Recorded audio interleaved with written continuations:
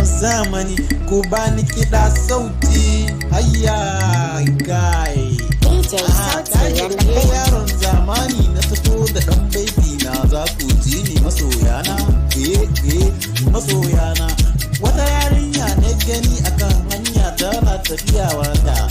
sai na bi bayan ta na ce baki tsayawa, take tsayawa sai na bi ta da gudu na shagabanta, na ce yan mata me yasa ana kula ki baki kulawa, sai ta ce mini malam wai menene kake gabi na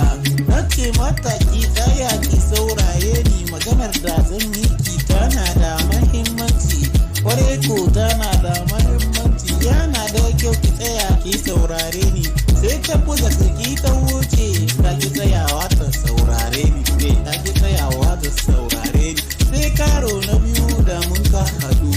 na ce mata yan mata menene yasa ba za ki tsaya ki ji magana ta, ta ce mini in rabu da ita in shafa mata lafiya in kyale ta,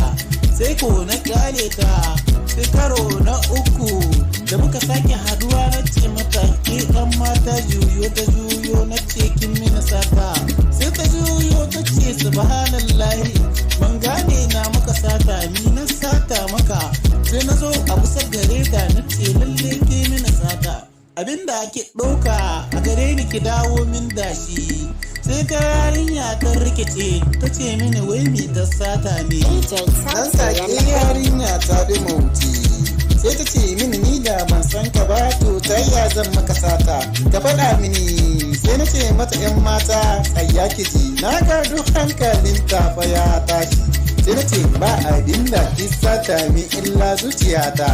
Sai ta bushe da dariya ta yi wani dogon murmushi, ta ce mini kan haka ne shi sa kake wahalde ni, na ce a yi laifinki ne tun farko da ke tsaya ke ji uzuri na, dama haka ba ta faro ba. Ta ce mini gaskiya fa na tsorata, gaskiya fa da abin duba a wannan kalamai naka, ni kuma na ki tsaya na saurare ka. Ta ce mata haka ne yan mata, dama ku yan matan nan na zamani, in ba haka ba to ban ga ta ya za a bullo muku ba, sai an bullo muku da kewaye da an fafa sannan ake samun kanku. Sai na ce yanzu ba shi ba,